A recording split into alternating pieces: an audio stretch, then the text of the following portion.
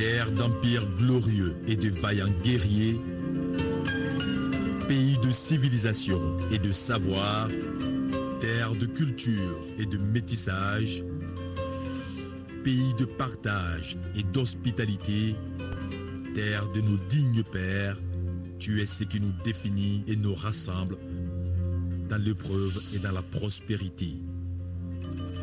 Comme un seul homme et pour un seul destin, nous ferons de toi, Mali, une terre de paix.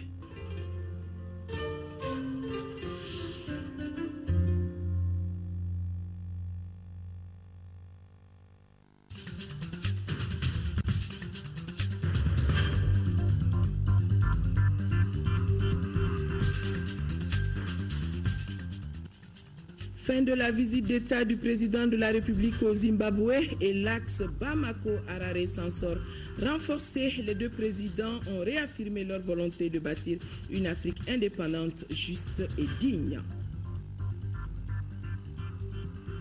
Sortie de promotion à l'école interarmes de Koulikoro, la 27e promotion porte le nom du président du Sénégal. Macky Sall était présent à cette cérémonie de baptême. Modibo Keïta, Premier ministre du Mali, et Ahmed Abdallah Dioune, Premier ministre du Sénégal. Séance d'interpellation ce matin à l'Assemblée nationale. La politique de désenclavement, les engrais importés hors normes, les ministres Hachim Koumaré et Bokari Tereta répondent aux questions des deux députés Mamadou Awa Gassama Djabi et Brahima Kone. Jeudi 18 juin, premier jour du mois sacré de Ramadan. Mesdames et messieurs, bonsoir et bienvenue dans ce journal. Hier, c'était le deuxième jour de la visite du président de la République au Zimbabwe en compagnie de son homologue zimbabwéen. Ibrahim Boubacar Keïta a visité une ferme laitière avec une usine de fabrique de produits laitiers. Une entreprise moderne qui fournit au pays plus de 6 millions de litres de lait frais ou transformé par an. Entreprise familiale qui peut faire cas d'école. C'est ce que nous disent nos envoyés spéciaux à Harare, Sidiki Dambélé et Aliou Touré.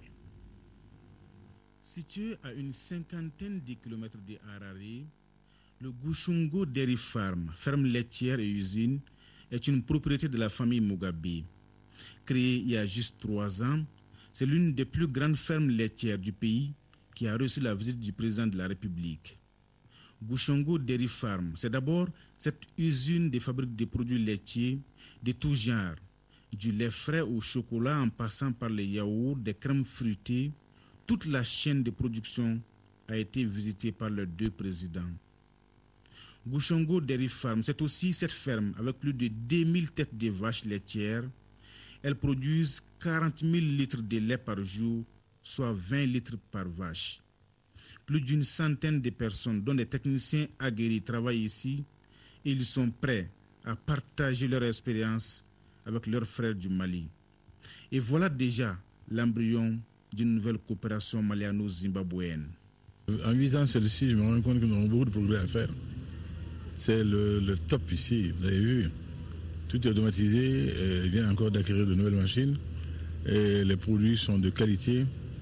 La propreté est de rigueur absolue, vous l'avez vu. Nous y avons été soumis. Les machines d'ailleurs se nettoient elles-mêmes automatiquement. Je crois que dans un pays d'élevage comme le Mali, cette visite ici aujourd'hui se devait. Et Inch'Allah, dans les temps à venir, pourquoi pas, grâce à la coopération entre le Zimbabwe et le Mali, c'est possible que les techniciens maliens viennent ici. Au contact des techniciens zimbabwéens, apprendre et retourner au Mali et faire la même chose. C'est cela l'africanité. Abondant dans les mêmes sens, le président zimbabwéen apprécie d'abord à sa juste valeur l'essence de cette visite d'État du président de la République, Ibrahim Boubacar Keïta, avant de prôner les renforcements de la coopération sud-sud. It has been a real source of pleasure and delight. Eh bien, c'est pour moi une réelle source de grand plaisir et que du bonheur de recevoir le président de la République du Mali ici au Zimbabwe pour la toute première fois. It has Voyez-vous, been a real un valeureux source fils of d'Afrique pleasure qui rend visite à un autre valeureux fils d'Afrique, delight et avec son équipe et President la première dame, here sa chère épouse. for the first time. Malheureusement, mon épouse est toujours Son of en Africa déplacement et n'a pas pu se joindre à coming nous. to see another Mais en son fait, of ce Africa, geste qui est très émouvant unity pour moi of Africans, constitue à consolider la fraternité entre nos pays en Afrique. Vous savez, en Afrique, ce n'est pas que l'amitié, c'est effectivement la fraternité. Nous sommes entre nous comme frères et sœurs. it's not just Nous devons friendship. pouvoir bâtir cette solidarité afin de pouvoir examiner d'autres domaines dans lesquels nous pouvons promouvoir la coopération technique et promouvoir aussi l'échange entre nos pays. Technicians, yes, and students also sharing. Yeah. Lots of things we can do. And we do this ourselves. Black skin to black skin, no white man. En tout cas, cette visite d'État aura permis aux Maliens et Zimbabwéens de donner un coup de fouet à leur coopération bilatérale et de tracer une nouvelle voie. Et tous sont unanimes ici. Proverbe zimbabwéen, le chemin parsemé d'obstacles est celui qui mène à la grandeur. La visite d'État du président de la République au Zimbabwe a donc pris fin ce jeudi par une conférence de presse au cours de laquelle les deux présidents ont réaffirmé leur volonté commune de bâtir une Afrique indépendante, juste et digne. Enfin, le point de cette conférence avec toujours nos envoyés spéciaux, Sidiki Dambélé, Demba Wane et Aliou Touré. Robert Mugabe, Ibrahim Boubacar Keïta, deux présidents panafricanistes avec une vision commune, faire de l'Afrique un continent respecté, des Africains fiers. Vision réaffirmée au terme de la visite d'État du président Keïta à Harare. Cette visite s'imposait. Si nous l'avions faite, nous aurions été indignes du grand Modibo Keïta. Et je crois que le Mali n'a jamais cédé sous quelque pression que ce soit. Quand il s'agit de l'Afrique, quand il s'agit de la dignité africaine, quand il s'agit d'honorer un grand Africain. Nous sommes ici dans une visite où nous avons eu le plaisir de voir ce que le Zimbabwe a réussi sous votre direction éclairée et sage. Monsieur le Président, vous savez, quand on ne fait pas ce que ces anciens maîtres veulent, ils vous dépeignent sous toutes les couleurs possibles et imaginables. Tout le Mali accompagne cette mission-là. Tout le Mali est fier de ma visite au Zimbabwe. Actualité oblige, question d'un journaliste, quelle est la réaction face au mandat d'arrêt de la CPI contre le président soudanais? Réponse de Mugabe, toujours égal à lui-même et jamais avec le dos de la cuillère. Our presence there was very welcome, absolutely welcome. Nous, Africains, nous devons pouvoir régler nos problèmes ici sans interférence de la part des pays européens ou d'une institution comme la Cour pénale internationale. Je pense personnellement que nous devons nous-mêmes, en tant qu'Africains, aussi créer notre propre Cour pénale internationale afin de pouvoir juger des Européens, des Occidentaux qui ont commis des crimes dans nos différents pays, et de pouvoir aussi juger des gens comme le président Bush des États-Unis ou le Premier ministre Tony Blair du Royaume-Uni. Nous devons pouvoir juger ces gens-là nous-mêmes pour les crimes commis dans nos pays.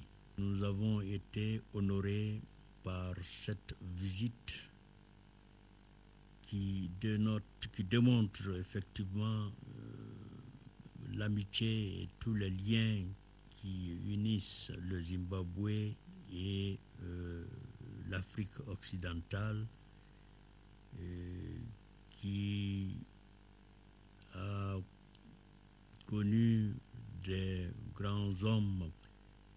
Nous savons également qu'il y a la pression des pays occidentaux sur certains de nos amis africains qui renoncent même à venir ici nous rendre visite au Zimbabwe. Mais tel n'est pas le cas du président du Mali, son Excellence Ibrahim Boubacar Keïta, qui, l'on sait, a le sang du président Modibo Keïta dans les veines.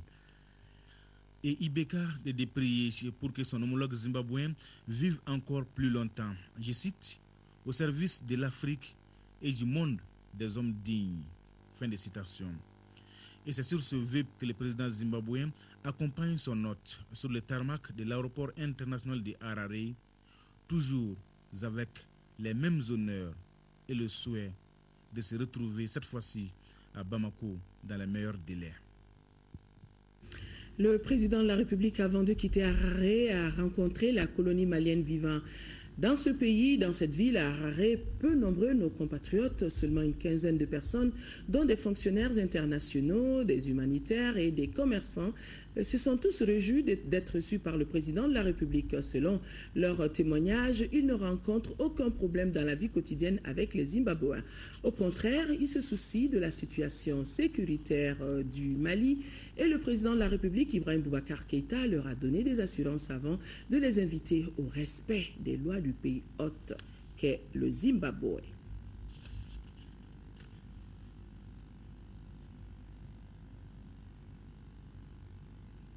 Voilà, la rencontre avec le président de la République, avec nos compatriotes vivant à Harare au Zimbabwe. Et ici, l'actualité, c'est la sortie de promotion à l'école d'état-major national de Koulikoro, présidée par le Premier ministre, chef du gouvernement Modibo Keïta, en présence du Premier ministre du Sénégal. Cette 27e promotion de l'école d'état-major national a été baptisée promotion président Macky Sall. Compte rendu, Mahamadou Doumbia. Cette 27e promotion de l'école d'état-major national de Koulikoro a été baptisée promotion président Macky Sall de la République du Sénégal. Pour donner un éclat particulier, le Premier ministre du Sénégal, Mohamed Boun Abdallah Dionne, représentant le président du Sénégal, a été très bien reçu avec tous les honneurs par le Premier ministre Modibo Keïta et l'ensemble des corps constitués de la région de Koulikoro. Que d'honneur, que de reconnaissance à l'endroit d'un président de la République qui a toujours été aux côtés du Mali depuis la crise de 2012 qui a secoué notre pays. Que ces officiers réceptionnaires sachent aujourd'hui plus que jamais que les diplômes qu'ils vont recevoir bientôt les gratifient de plusieurs sceaux. D'abord, celui de l'école d'état-major national qui stipule s'instruire pour mieux conseiller, mais surtout de l'élégance de l'officier d'état-major, de la conviction profonde de sa responsabilité et de sa noble charge. C'est maintenant le lieu de rappeler à ces futurs diplômés sans détour les nombreuses contraintes géopolitiques, économiques et j'en passe qui sont les leurs dans un monde multipolaire, multiforme et multidimensionnel en pleine tourmente et en proie à des menaces de type nouveau. À l'évidence, la responsabilité est énorme et exige d'eux beaucoup de sacrifices personnels et un réel pragmatisme à une période où nos différents outils de défense et de sécurité traversent des périodes charnières de leur existence.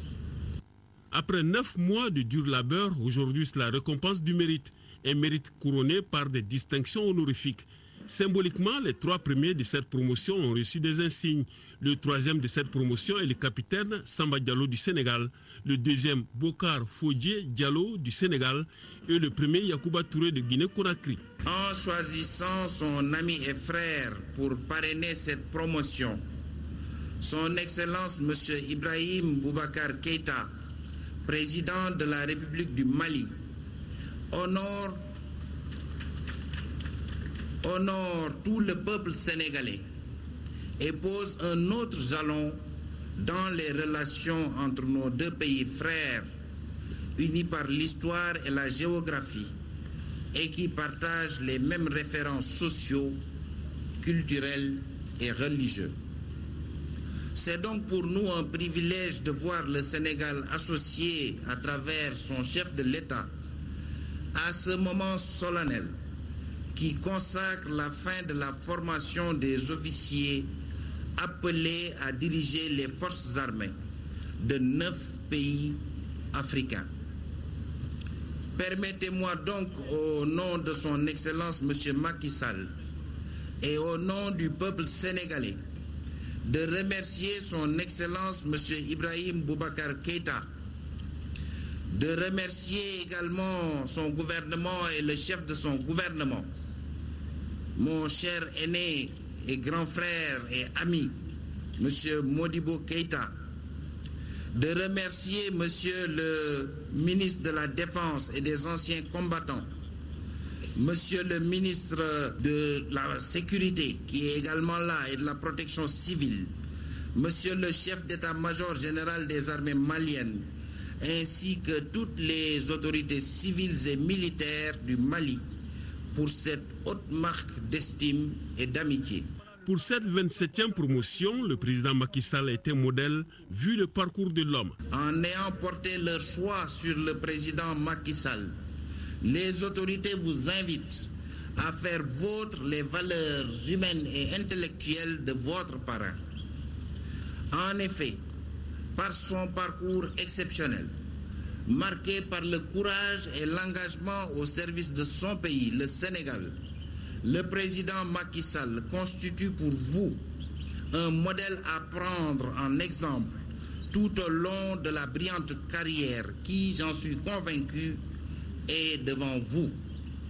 Votre parrain sait pouvoir compter sur vous pour porter haut le flambeau de cette prestigieuse école en contribuant de manière remarquable, chacun dans son pays, à l'émergence d'une armée nationale républicaine qui, à l'image des autres institutions, est indispensable à la sauvegarde de la démocratie. Aux 20 officiers stagiaires diplômés, le Premier ministre du Sénégal a remis 1 million de francs CFA, un ordinateur pour le major de la promotion, 28 survêtements et 28 montres personnalisées. Le président du Sénégal, Macky Sall, qui est le parrain de cette 27e promotion de l'école d'état-major de Koulikoro, a un parcours exceptionnel, un parcours qui doit motiver davantage les officiers stagiaires de 9 pays. Pour le Premier ministre, chef du gouvernement Modibo Keïta, ceci renforcera davantage notre fraternité et notre amitié avec le Sénégal qui est aux côtés du Mali depuis la crise de 2012. Compte rendu, Mahamadou Doumbia.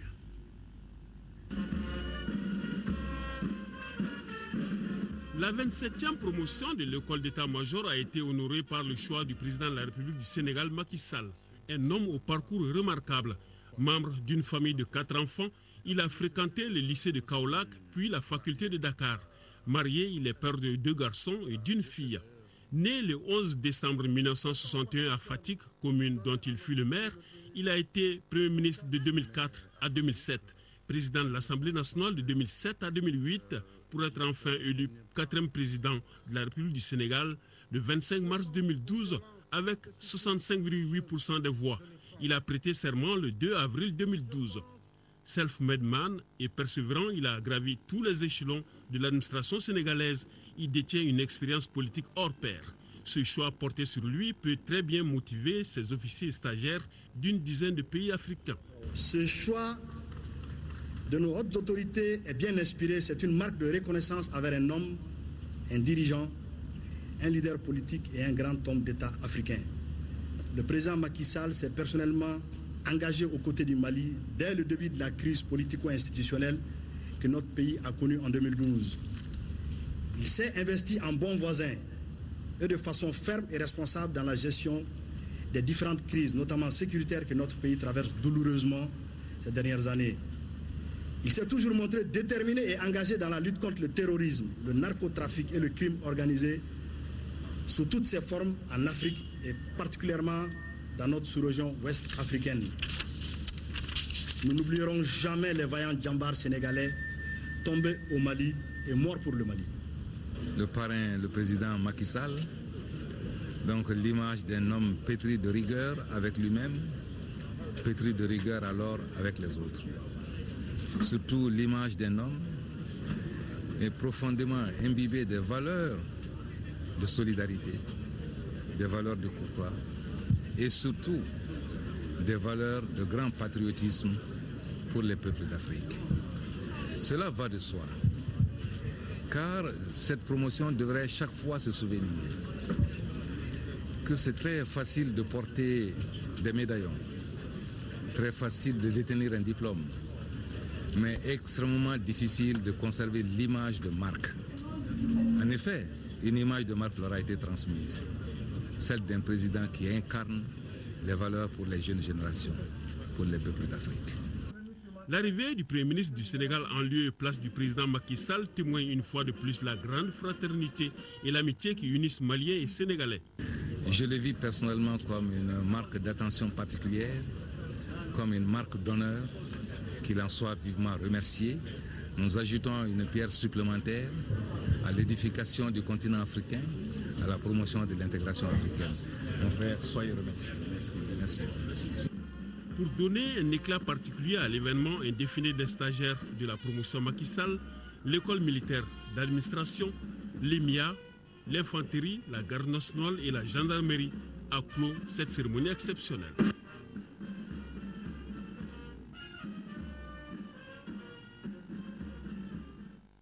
Après donc cette cérémonie, le Premier ministre du Sénégal a quitté Bamako cet après-midi même pour Dakar. Nous arrivons à présent à la séance de questions orales à l'Assemblée nationale. Le ministre de l'Équipement, des Transports et du Désenclavement a répondu ce matin aux questions formulées par le député Mahamadou Awa Gassama. Ces questions concernent entre autres la construction d'un second pont à Kay, la fermeture de l'aéroport de Kay et la construction d'un certain nombre de routes dans le cercle de Yélémané. En réponse à toutes ces questions, le ministre Hachim Koumaré a réaffirmé la détermination de son département à réaliser les différentes infrastructures qui s'inscrivent dans le cadre du programme présidentiel. Mamari Koné a suivi pour nous. Construit en 1998 et réhabilité en 2009, le pont de Kay est aujourd'hui dans un état de dégradation avancée. Le lieu de Yélémané veut avoir le cœur net sur les dispositions prises par le gouvernement en vue de sa réhabilitation. Le pont, initialement conçu pour 14 tonnes à l'essieu, et vous voyez actuellement 14, on est à 38. C'est ça qui crée aussi la détérioration. Par ailleurs, depuis 2012, en raison de la crise politique et sécuritaire survenue dans notre pays, des convois spéciaux de l'armée et de l'aménagement en provenance de Dakar ont aussi emprunté ce pont. Nous venons de faire des travaux qui ont commencé au mois de mai et qui vont s'achever au plus tard au mois d'août. Et ça, pour un montant à peu près de 464 millions de francs CFA. Mieux à Kay, le gouvernement s'attelle à la construction d'un second pont. Il y a 5 entreprises qui se sont décidées à nous aider à faire le pont, le deuxième pont de Kay. Et nous sommes en train de faire le déploiement. Donc c'est pour vous dire que ça, c'est un élément nouveau que je vais dire. En réponse à une question relative à la réouverture de l'aéroport de Kay Dagdag, le ministre en charge de l'équipement a été clair, il sera bientôt ouvert. L'entreprise s'est engagée à terminer ça pour la fin du mois de juin. Nous l'avons dit là-bas. Et comme vous le savez, nous sommes un département où nous suivons les engagements des uns et des autres. Autre question soulevée par les députés interpellateurs Transrayon. Il se plaint de la fréquence du trafic et de l'état obsolète des trains. Ce que je voudrais vous dire, c'est que c'est un projet, non seulement pas seulement pour le Mali, mais c'est un projet sous-régional, appuyé par le Sénégal et le Mali, et qui figure dans le programme général de l'Union africaine, le PIDA. C'est un programme assez sérieux et c'est un programme sur lequel nous sommes en train de travailler avec l'ensemble des partenaires et avec le Sénégal et le Mali. À propos de la construction des routes, notamment les tronçons Nyuro-Yélémané, Djalaka-Yélémané et Barouli-Tamani, Mamadou Hachim Koumaré a précisé qu'elles seront construites et cela conformément aux promesses de campagne du candidat Ibrahim Boubacar Keïta. C'est d'ailleurs à cela que travaille tout le gouvernement, a-t-il conclu. Questions orales adressées également au ministre du Développement rural sur l'existence d'engrais de mauvaise qualité. Bakary Koné, le député de Koutiala, a voulu savoir les dispositions prises pour faire la lumière sur ce qu'on appelle depuis quelques mois l'affaire d'engrais de mauvaise qualité, engrais hors normes. Le ministre Bokari Tereta dit prendre toutes les dispositions pour vérifier la qualité de ces engrais et se dit favorable à la mise en place d'une commission d'enquête parlementaire. Mamari connaît toujours. La question d'engrais de mauvaise qualité a fait couler beaucoup d'encre et de salive. Mais beaucoup de bruit pour rien pourrait-on dire au sortir de cette séance de questions orales à l'Assemblée nationale. Comment en est-on arrivé là? Retour sur les faits avec le ministre du Développement rural. Un opérateur malien, un distributeur d'engrais, a fait une réflexion, a produit une note dans laquelle il expose des résultats d'analyse des échantillons d'engrais prélevés chez un autre fournisseur d'engrais, chez son concurrent. Donc il fait des prélèvements d'échantillons chez le concurrent qu'il a fait analyser par des laboratoires qu'il cite, et donc ces résultats, il les analyse. Il déduit donc l'impact des déficiences vraiment donc, de ces principaux éléments dans les échantillons d'engrais de son concurrent qu'il a analysé, et donc ces déficiences, il les extrapole. Ce n'est pas bon qu'un concurrent vraiment essaie de faire glisser la force publique sur des fausses pistes pour les engager vraiment dans son combat personnel. Le ministère du Développement rural aurait instruit aux services techniques de faire des prélèvements sur les engrais utilisés dans les champs. Constat, une quantité d'engrais ne répond pas aux normes. Un second prélèvement est fait, ensuite un troisième va suivre pour mieux tirer cette affaire au clair. Le ministère du Développement rural a entamé depuis le mois de décembre 2014 vraiment donc un contrôle systémique de l'ensemble vraiment, en tout cas donc des engrais, sur l'ensemble des engrais livrés dans la zone CMDT. Et quand nous avons eu donc les premiers résultats, nous avons étendu ce système à l'ensemble vraiment des engrais livrés vraiment donc dans tous nos systèmes vraiment donc riz, vraiment office riz, les offices riz, office du Niger et vraiment donc dans les directions régionales. Et nous avons fort heureusement les résultats. Maintenant notre problème c'est que la loi nous fait obligation de procéder à 3 prélèvements. Au jour d'aujourd'hui, affirme le ministre du Développement rural, tout est mis en œuvre par son département pour vérifier la qualité des engrais et sécuriser désormais leur circuit de distribution. En rapport avec tous les services, la douane, le commerce, les forces de l'ordre, on a sérieusement mis à contribution le ministère de l'Intérieur pour vraiment, en tout cas, donc, sécuriser le système de distribution des intrants. Dieu merci. Je pense vraiment, je peux avouer devant vous que cette opération a porté ses fruits. En tout cas, donc, le nombre, les quantités, les prélèvements auxquels nous assistions les années dernières ont été fondamentalement réduits. Malgré les éclairages du ministre, le lieu de Koutiala dit ne pas être convaincu par les réponses. Pourtant, le ministre reste serein. Je suis d'accord. J'invite l'Assemblée à constituer une commission parlementaire d'enquête sur vraiment la question des engrais au Mali. Merci beaucoup. Ce communiqué, avant de poursuivre avec le cours de ce journal, le ministre du Travail, de la fonction publique et de la réforme de l'État communique en application de l'arrêté numéro 2011-2991 MTFP-SG du 25 juillet 2011 portant modification des horaires de travail pendant le mois de Ramadan. Les horaires de travail sont modifiés comme suit. Durant le mois de Ramadan, du lundi au jeudi de 7h30 à 16h30 avec une pause de 30 minutes de 12h30 à 13h, vendredi de 7h30 à 12h30. Le président du comité national d'organisation du sommet Afrique-France 2016 a été reçu en audience au Conseil économique, social et culturel. C'était ce matin. Modibo Kadiogue est venu rendre une visite de courtoisie au président de l'institution et prendre en même temps conseil auprès de lui. Et le comité est en train de s'organiser afin d'élaborer un bon calendrier pour être dans les délais. Nous l'écoutons, il est au micro de Daouda Sidiki Diarra. Nous avons été nommé pour diriger le comité national d'organisation du sommet Afrique-France. Nous nous disons que c'est important qu'on puisse rendre des visites de courtoisie aux différentes institutions, aux autorités, à la société civile, pour que chacun puisse prendre sa part dans ce projet que nous considérons comme un projet de développement. Et donc c'est notre première sortie. Nous sommes venus donc rendre une visite de courtoisie. Nous avons été reçus par le président du Conseil économique, social et culturel, qui est une institution très importante dans notre pays. Donc nous sommes venus pour lui expliquer c'est quoi le comité, quelles sont nos missions et aussi prendre ces sages conseils. Quel est le point de l'organisation? Est-ce que vous êtes déjà mis à la tâche? Si oui, alors quelle est la stratégie que vous allez adopter pour qu'il n'y ait pas de faille dans l'organisation? L'organisation, nous sommes là-dessus. Nous sommes avec des départements ministériels. Les ministères doivent jouer un grand rôle. Et nous sommes à un niveau de coordination. Nous sommes en train de nous organiser, sortir un bon calendrier et prendre également langue avec nos partenaires pour que tout cela puisse aller en harmonie.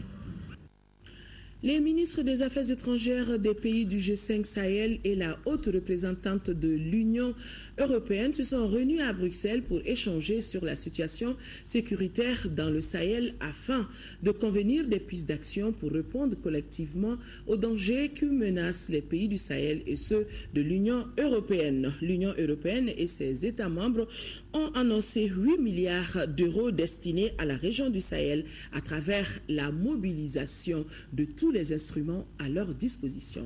Bruxelles, le point avec Fatim Diallo.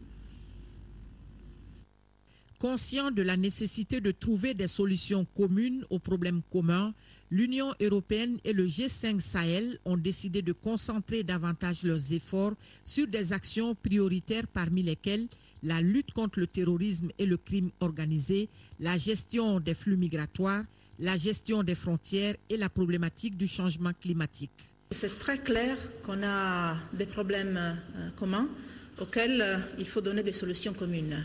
C'est ça le point de départ très fort qu'on a partagé aujourd'hui. Et on a décidé aujourd'hui de travailler ensemble dans une façon plus opérationnelle, plus active, passer des plans d'action qu'on a aux actions concrètes. La réunion de Bruxelles a été l'occasion d'approfondir les échanges sur la situation sécuritaire dans la région afin d'identifier des pistes d'action concrètes pour répondre collectivement aux défis auxquels les deux parties doivent faire face. Les ministres des Affaires étrangères du G5 Sahel ont fait le point des efforts accomplis dans la région pour renforcer leur coopération et exprimer leurs objectifs, besoins et attentes. Le Sahel est une région, comme vous le savez, naturellement défavorisée. Ce sont des zones désertiques où la sécheresse fait des ravages. Et donc, sur l'ensemble de ces questions, nous constatons avec bonheur qu'il y a une totale convergence de vues. Je crois que nous avons trouvé le meilleur angle d'attaque pour travailler ensemble et concrétiser toute cette démarche pour sauver cette région qui est vraiment dans une situation humanitaire, politique et sécuritaire très très difficile. Sur la question de développement, nous avons retenu que la question de l'emploi et la question de la jeunesse doivent constituer des questions majeures parce que c'est cette jeunesse qui est exposée au conflit, au radicalisme, au terrorisme et à toutes sortes de trafics. Et que dans nos pays aussi, cette jeunesse constitue une grande majorité de la population et que toute réforme pour prendre en charge ces défis doit pouvoir avoir ces éléments au cœur de la dynamique. La réunion de Bruxelles, première du genre, a été sanctionnée par un communiqué conjoint dans lequel les deux parties s'engagent à travailler ensemble pour faire du Sahel un espace de paix, de développement et de stabilité. Le communiqué souligne la mise sur pied prochaine en partenariat avec les organisations sous-régionales d'un nouvel instrument financier pour des actions régionales et transfrontalières. L'aboutissement du processus de paix au Mali a également été évoqué. La partie européenne a réitéré son engagement à accompagner la mise en œuvre de l'accord pour la paix et la réconciliation au Mali. Une rencontre entre le ministère du Travail, de la fonction publique et de la réforme de l'État chargé des relations avec les institutions et le Bureau international du travail s'est tenue dans les locaux du dit ministère. Cette mission de haut niveau du BIT Genève discutera avec l'ensemble des acteurs du dialogue social et le ministère de l'Emploi et celui de la solidarité en vue de faciliter l'organisation des élections syndicales professionnelles. Le point avec Inaba. La délégation du Bureau international du travail BIT qui séjourne dans notre pays a un calendrier très chargé. Elle doit rencontrer tour à tour les centrales syndicales, le ministère de la Solidarité et celui du travail, de la fonction publique et des réformes de l'État. L'objectif de cette rencontre, c'est de jouer le rôle de facilitateur pour l'organisation des élections professionnelles. Nous sommes au service de nos mandants et les mandants, c'est, je répète, le gouvernement, les organisations de travail, les organisations d'employeurs. On a besoin aujourd'hui que toutes les couches socio-politiques, toutes les couches sociales du Mali se retrouvent, discutent, dialoguent pour pouvoir renforcer la démocratie, renforcer l'état de droit et faire du Mali un pays qui connaît une croissance économique partagée. L'organisation des élections professionnelles permettra de désigner les organisations syndicales les plus représentatives qui seront les interlocuteurs privilégiés du gouvernement. Nous avons bien entendu une idée. Madame la ministre nous a fait le point de la situation du dialogue social au Mali. Cette situation, nous avions déjà quelques connaissances avant de venir, puisque nous suivons régulièrement et nous coopérons avec le Mali, non seulement le gouvernement, mais les travailleurs et les employeurs. Mais la situation qui nous a été dépeinte aujourd'hui, c'est une situation qui nous permet de compléter le tableau que nous avons déjà avant. Le processus d'organisation des élections professionnelles a commencé en 2005 dans notre pays, mais il peine à voir le jour à cause des divergences sur le mode de scrutin, majoritaire ou proportionnel. Le ministre de l'économie numérique, de la communication et de l'information, porte-parole du gouvernement, Choguel Kokala Maïga, continue ses visites dans les structures qui sont sous sa tutelle. Ce matin, Choguel Kokala Maïga était à l'Agence nationale de communication et de développement ANCD. Les difficultés, l'agence ANA et le ministre promet de les résoudre. Salima Tandaou a suivi cette visite pour nous. L'Agence nationale de communication et de développement ANCD, créée en 2011 en remplacement au CSPA, Centre de services de production audiovisuelle, est chargée de la mise en œuvre de la politique nationale de communication. Le ministre de tutelle y était en visite ce matin. Choguel Kokala Maïga a rencontré la trentaine d'agents. L'ANCD est une structure que l'État a créée, comme son nom l'appelle, l'Agence nationale pour la communication et le développement. Il est important qu'au niveau du gouvernement, et je ferai les suggestions acquis de droit, nous fassions en sorte que une bonne partie de la communication gouvernementale puisse être mise en œuvre dans la mesure du possible avec l'appui de l'ANCD. Ça permettra de résoudre deux problèmes. D'abord, ça résoudra la question du financement de l'ANCD. Ça permettra aux agents de l'ANCD d'avoir du boulot et d'être à jour et de se former. Et ça permettra au gouvernement d'avoir un instrument performant de travailler pour la mise en œuvre de sa politique de développement et de la communication pour le développement. Et donc l'ANCD est une sorte de bras de l'État pour vulgariser ses politiques, pour expliquer aux populations, pour faire de la pédagogie jusqu'au niveau des paysans. Le personnel de l'ANCD a partagé avec le ministre les difficultés auxquelles est confrontée l'agence. Le ministre Maïga a promis de trouver des solutions. L'accord d'établissement, nous allons l'examiner et faire un conseil extraordinaire pour l'adopter. Il est là depuis des années. Le contrat-plan, on va le réexaminer et le mettre à jour. Il est là depuis des années aussi. Et maintenant, les quelques difficultés d'ordre administratif, nous avons échangé à l'interne et on a convenu de la façon la meilleure pour les résoudre, pour que l'ANCD puisse être sur un bon pied pour partir vers de nouveaux horizons. Au cours de sa visite, le ministre a pu voir quelques réalisations de l'ANCD en matière de films documentaires et de microprogrammes. Il s'est engagé à approcher certains ministères pour trouver des financements pour d'autres productions. À Sénou, 7 nouveaux ralentisseurs viennent d'être implantés par le ministère de l'Équipement, des Transports et du Désenclavement. Objectif, c'est de réduire le taux des accidents mortels de la circulation routière. La réalisation de ces ralentisseurs arrive au moment où à Sénou, on enregistre plus de 3 et 4 accidents mortels par jour. Beidi Kone était présent. La route nationale 7 est l'une des voies du Mali où le trafic est dense. Aujourd'hui, cette route constitue un véritable danger pour les populations riveraines. À titre d'exemple, sur le tronçon Bamako-Sénou, plus de 200 personnes ont perdu la vie ces 6 derniers mois. Face à cette situation, le ministre de l'Équipement, des Transports et du Désenclavement, à la demande des populations, a décidé de trouver une solution au problème. Il s'agit de la réalisation des ralentisseurs qui devront diminuer le taux d'accident. Vous savez, dans le système de sécurité routière, c'est une composante. Ce n'est pas une seule personne, c'est tout un ensemble qui se donne la main pour aboutir à la réalisation des ouvrages.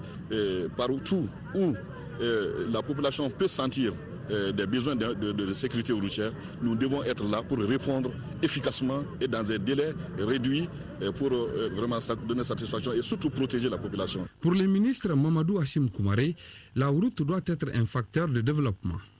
Et c'est pourquoi d'ailleurs, il a invité les usagers de la route à la prudence. Le président de la République, son Excellence Ibrahim Boubacar Keïta, il a instruit à chacun de nous de faire tout pour éliminer les souffrances que les Maliens ont. Faire tout pour progresser vers le bien-être des populations. Quand la population est venue me voir, parce que nous sommes dans un système d'écoute, pour nous parler de leurs préoccupations, du taux d'accident et du nombre de morts sur cette route, on ne pouvait pas rester mieux là-dessus. Reste à informer et sensibiliser la population sur le respect du code de la route, particulièrement les piétons. Total vient de lancer un programme pour l'accès à l'énergie à travers des lampes solaires appelé Total Access to Energy. C'est une gamme complète de produits solaires offrant l'éclairage plus recharge de téléphone. Et avec ce programme, Total vient améliorer l'accès à l'énergie des populations à faible revenu. On en sait plus avec Khadija Toukone.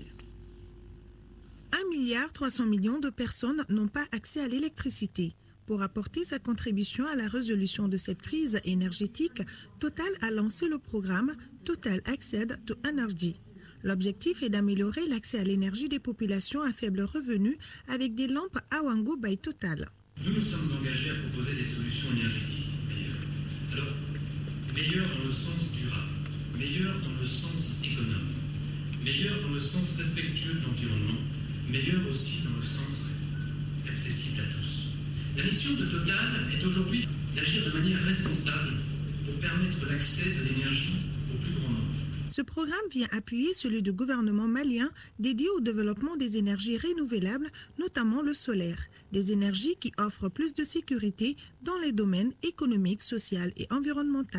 Je puis vous assurer que le gouvernement du Mali fonde beaucoup d'espoir sur la valorisation de ces ressources d'énergie renouvelable sans exclusive, pour diverses raisons parmi lesquelles nous pouvons citer les multiples besoins des populations fortement dispersées sur le territoire national qui ne peuvent pas être atteintes intégralement par le réseau électrique de distribution publique, la nécessité d'assurer la satisfaction des besoins des populations aux ressources énergétiques de proximité en leur faisant bénéficier dans la mesure du possible de la réduction des coûts de consommation. Total entend vendre 5 millions de lampes en Afrique d'ici à l'horizon 2025. 25 millions de personnes auront ainsi accès à l'énergie. Séminaire de formation sur la compétitivité du secteur de la construction au Sahel, une initiative de la Banque mondiale en partenariat avec les acteurs du secteur privé. La cérémonie d'ouverture était placée sous la présidence du ministre de la Promotion des investissements du secteur privé qui avait à ses côtés son homologue de l'urbanisme et de ses homologues de l'urbanisme et de l'habitat. Son homologue, j'allais dire, de l'urbanisme et de l'habitat, Draman Dambélé. Compte rendu, Kumba Nyambélé. Un secteur privé fort est un secteur compétitif. C'est pourquoi la Banque mondiale, en partenariat avec les acteurs du secteur de la construction, organise ce séminaire sur la compétitivité du secteur de la construction au Sahel. Le thème retenu est « Construisons l'avenir, bâtir des fondations pour la paix ». C'est là dans le cadre de la relance des activités du secteur privé. Le présent séminaire sur la compétitivité du secteur de la construction au Sahel revêt une grande importance pour la Banque mondiale, car ce secteur, comme vous le savez, est un important contributeur à la croissance et à la production de richesses dans les différents pays. Je voudrais tout simplement assurer les parties prenantes que l'État va jouer son rôle de crédibilisation du secteur. L'interface sera crédible. Tout simplement, si nous interrogeons nos besoins, la demande est réelle, mais l'offre n'y est pas. Le secteur privé, notamment celui de la construction, est l'un des moteurs de la croissance de notre pays selon l'ambition du gouvernement. L'ambition du gouvernement, conformément aux orientations du président de la République, est d'accompagner le secteur privé en créant les conditions propices à son épanouissement afin que ce secteur, vital pour notre économie, soit effectivement le moteur de la croissance. Il est donc important et indispensable d'investir dans la réalisation des infrastructures et de l'habitat de base, ainsi que la construction de nouvelles cimenteries, de nouvelles usines de fabrique de fer et autres matériaux de construction afin de répondre à la demande. À l'issue de ce séminaire de 3 jours, les experts tenteront de trouver les voies et moyens susceptibles de donner un nouveau souffle au secteur privé dans notre pays. Lancement au ministère de l'Industrie et du Commerce de la campagne de recensement industriel. Ce recensement a pour but non seulement de contribuer à une meilleure connaissance du secteur industriel, mais aussi d'actualiser la base de données industrielles. Compte rendu Sokona Kamisoko. Avec l'évolution de l'environnement économique et financier des industries, les données issues du recensement industriel de 2010 ne répondent plus aux besoins des utilisateurs. C'est pourquoi le ministère de l'Industrie et du Commerce, à travers la Direction nationale de l'industrie, a lancé la 5e édition du recensement industriel. Le recensement industriel contribue de façon générale à une meilleure connaissance du secteur industriel national. Il vise 5 objectifs suivants. Actualiser la base des données industrielles, actualiser le répertoire des entreprises industrielles existantes, analyser l'évolution des indicateurs dans le secteur industriel, identifier les principales difficultés que rencontrent les entreprises industrielles et déterminer la contribution du secteur privé au produit intérieur brut de notre pays. Ils sont au total 53 agents recenseurs, dont 10 superviseurs qui seront déployés sur toute l'étendue du territoire pour ce recensement industriel. De l'an 2000 à nos jours, 4 recensements industriels ont été réalisés. La campagne débutera le lundi prochain, plus précisément le 22 juin 2015, et il prendra fin le 22 juillet 2015. Plus de 30 milliards 647 millions de francs CFA, c'est le budget prévisionnel de l'Agence nationale d'investissement des collectivités territoriales, ANICT, au titre de l'année 2015. L'information a été donnée ce matin au cours des travaux des 19e et 20e sessions d'administration de l'agence. La tenue de ces 2 sessions est le démarrage des activités de l'ANICT, arrêtées, on le rappelle, depuis 2014. Compte rendu Agali Aguissa. La tenue de ces 2 conseils d'administration doit permettre à l'Agence nationale d'investissement des collectivités territoriales, ANCT, de poursuivre ses missions d'appui à la décentralisation. Nous tenons aujourd'hui la session ordinaire 2014 et la session de 2015 pour faire les prévisions pour les dotations droits de tirage de l'année en cours. Les activités étaient un peu bloquées. Les activités, c'est toujours dans le domaine de l'investissement au profit des collectivités, que ce soit dans le domaine de la santé, que ce soit dans le domaine de l'éducation, mais aussi dans le domaine de l'hydraulique. Pour l'année 2015 en cours, le budget de l'ANICT est établi en équilibre des ressources et des emplois à la somme de 30 milliards 647 641 045 francs CFA. Ce budget est en légère hausse de 0,94% par rapport à celui de l'exercice précédent. Cette augmentation rendue possible grâce à l'appui des partenaires techniques et financiers prend en compte les défis liés au processus de la régionalisation. Ce budget est calqué sur déjà les prévisions faites avant. Or, aujourd'hui, le pays doit faire face à la crise, au raffermissement de la sécurité dans le pays et faire face, n'est-ce pas, à l'accord de paix. Dans le cadre de l'amélioration des conditions de vie des populations, l'ANCT a exécuté 1640 projets, soit un investissement de près de 25 milliards de francs CFA, selon le ministre Abdoulaye Idrissa Mega. D'ici 2018, l'État devra transférer 30% des ressources fiscales aux collectivités territoriales. Pour tenir cet engagement, le processus de transfert devra passer de 9 à 18% au 31 décembre 2015, dira le ministre. L'École nationale d'enseignement technique et professionnel tient pour la deuxième fois son conseil d'administration. Le budget annuel alloué à l'établissement est de 340 millions de francs CFA. La rencontre a été présidée par le ministre de l'Enseignement supérieur et de la Recherche scientifique, Maître Muntagatal. Reportage Salimatandao. Créée en 2010, l'École normale d'enseignement technique et professionnel a démarré ses activités en novembre 2011. Dès l'ouverture, l'établissement est confronté à certains problèmes. 340 millions de francs CFA sont débloqués par an pour son fonctionnement, mais c'est insuffisant.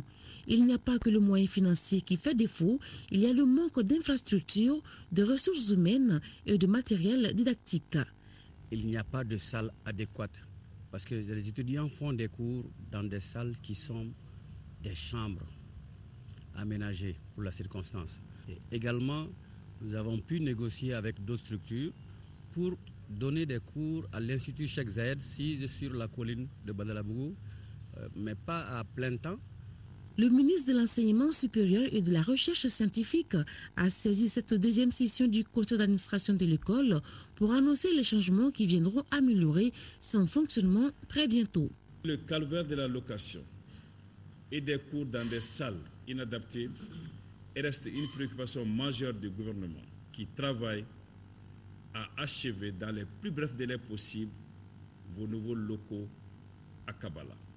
L'École normale d'enseignement technique et professionnel connaît également des acquis. 2 laboratoires ont été équipés, une messagerie, un site et une plateforme de gestion des cours ont été créés. Le nombre d'enseignants permanents est passé de 0 en 2011 à 12 en 2015. Le corps estudiantin représenté au conseil d'administration est félicité par le directeur général pour son courage et son assiduité au cours malgré les difficultés. En 2014, les états financiers de la Caisse d'épargne de crédit Kafo-Djiguiné ont connu une augmentation de 3,9%. Pendant la période indiquée, la structure a enregistré plus de 14 000 nouveaux adhérents. Ce sont là quelques informations issues de la 26e Assemblée générale ordinaire de la structure. Une assemblée qui a été suivie par notre reporter Moussa Fane. Cette 26e Assemblée générale de Kafo-Djiguiné s'est vue un exercice bilan des activités menées en 2014. Le montant des dépôts des sociétaires est passé de plus de 22 milliards à environ 24 milliards de francs CFA, soit une augmentation de 6,8%. Les états financiers au 31 décembre 2014 font apparaître un total bilan de 37 milliards contre 36 milliards au 31 décembre 2013. Les produits totaux enregistrés en 2014 sont de 6 milliards 815 millions de francs CFA contre 5 milliards 968 millions de francs CFA au cours de l'exercice 2013. S'agissant des perspectives, plusieurs activités sont au programme de l'Union des caisses mutuelles d'épargne et de crédit Kafo-Djiguiné. Nous prévoyons de créer 2 nouveaux guichets. En sociétariat, nous prévoyons de passer à 368 000 membres. En capital, nous prévoyons d'atteindre un niveau de 1 683 millions. Je peux vous assurer que le ministère de l'économie ainsi que la Banque centrale mettront tout en œuvre pour jouer pleinement leur participation, à savoir mettre en œuvre la réglementation, renforcer la surveillance du secteur pour un développement équilibré du secteur au profit des clients membres. Au cours de cette assemblée, un client fidèle de chacune des 19 caisses de Kafo-Djiguiné a été récompensé. À l'issue d'un tirage au sort, le grand prix d'une valeur d'1 million de francs CFA a été enlevé par Ponima Dao de Kemparana. Les caisses qui ont enregistré des meilleurs résultats en 2014 ont reçu des attestations de reconnaissance et des enveloppes d'encouragement. La session extraordinaire, nous sommes à Caille, la session extraordinaire sur le bilan du mandat 2009-2015 et des prolongations du conseil régional de Caille. Objectif, c'était de faire le bilan des ressources financières dont le conseil régional a bénéficié, faire le point de ses activités d'investissement, de dépenses pendant ces 6 années de mandat. Caille, le point avec Kansutu Kanouté. Ils sont 23 conseillers venus des 7 sectes de la région pour assister à cette session extraordinaire sur le bilan du mandat 2009-2015 et des prolongations du conseil régional de Caille. En termes d'activité, d'investissement, de dépenses durant ces 6 années de mandat, le coût s'élève à plus de 10 milliards de francs CFA. Et à partir de 2010-2011 jusqu'à maintenant, avec les différents transferts que l'État a pu procéder à l'endroit des collectivités territoriales, chaque budget, c'est au moins 3 milliards. Donc pendant au moins 5 ans, ce que nous avons pu mobiliser avec nos autres coopérations. Si au cours de ce mandat du conseil régional de Caille, beaucoup de réalisations ont été faites dans le cadre de la santé, de l'éducation, avec la construction de centres de santé communautaires, de lycées, de routes, de ponts, entre autres, par conséquent, des difficultés demeurent. On est dans une région où tout est prioritaire. Donc quand tout est prioritaire, vous avez du mal à pouvoir choisir des domaines d'intervention, parce que chaque domaine d'intervention est capital. Mais les ressources ne suffisant pas, vous avez des problèmes à faire un tri, à faire le choix entre tel ou tel domaine, entre tel ou tel secteur, et même entre tel cercle et tel cercle. Cette session extraordinaire sur le bilan du mandat 2009-2015 et des prolongations du conseil régional de Caille a été appréciée par tous les conseillers et invités présents. 35 milliards de francs CFA, c'est le montant du programme de filets sociaux Djigui Sémédjiri, dont les premières activités ont été lancées mardi dernier à Ségou. Le programme d'urgence financé par la Banque mondiale couvre 6 régions, dont celle de Ségou. Kandesila depuis Ségou. Merci au gouvernement et à la Banque mondiale. Ce sont les propos des populations de Touna et surtout des premiers bénéficiaires qui viennent de recevoir leur premier paiement au compte du programme d'urgence Djigui Sémédjiri. 30 000 francs CFA octroyés à chaque ménage par trimestre et durant 3 ans. Le programme Djigui Sémédjiri comprend 3 composantes. Une composante transfert monétaire et mesures d'accompagnement, une composante mise en place d'un système de filets sociaux de base et une composante gestion des projets. Au total, 24 communes des cercles de Baroueli, Bla, Tomia et de Nyono sont concernées par ce programme Djigui Sémédjiri, totalisant 16 000 ménages. La valeur de montant alloué à ces ménages est estimée à plus de 6 milliards de francs CFA, couvrant la période 2014-2018. Cette importante manne financière devrait contribuer fortement à améliorer les conditions de vie des populations les plus démunies des 4 cercles de la région. J'ose espérer que les heureux bénéficiaires de ces ressources financières sauront relever le défi de la lutte contre la pauvreté par leurs utilisations judicieuses. Grande était la joie, voire l'émotion des heureux bénéficiaires. Joie et émotion qui en disent long sur la précarité auquel ces femmes et ces hommes sont confrontés dans leur vécu quotidien. On note enfin que le programme, de façon globale, couvre 106 communes issues des 6 régions et du district de Bamako. Le montant alloué au programme se chiffre à 35 milliards de francs CFA. Voilà, nous vous l'avions dit, le Premier ministre sénégalais a quitté Bamako cet après-midi. Voilà des images qui nous viennent d'arriver pour appuyer ce que nous avions eu à dire.